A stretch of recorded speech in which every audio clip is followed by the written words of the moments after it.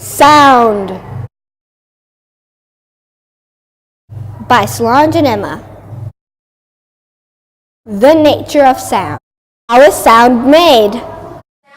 Sound is made by vibrations. When I plug the strings on my guitar, they vibrate and create a sound. This is a song made by the vibrating strings of my guitar.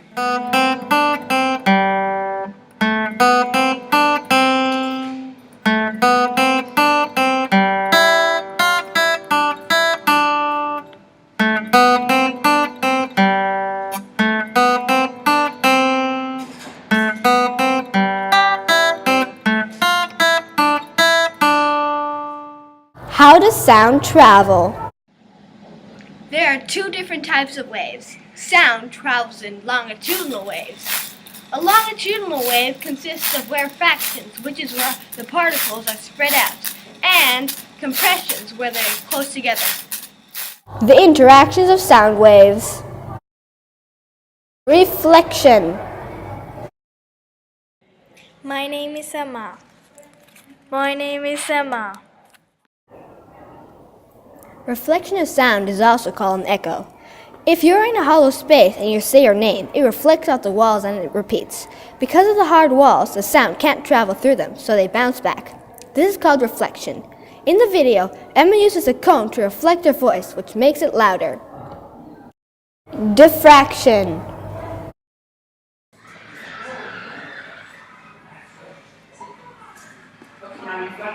My name is Emma. I can hear you. Diffraction is when a wave goes around a barrier or a narrow opening. In the video, Emma's voice traveled around the corner of the wall so that Solange could hear it.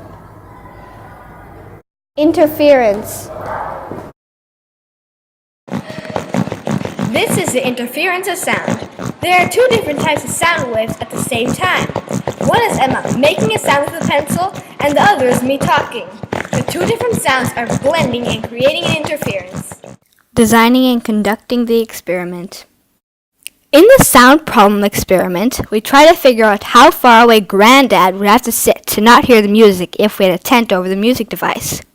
Our hypothesis was, if we make a tent around Grandma using blankets, then will that affect how Granddad hears the music?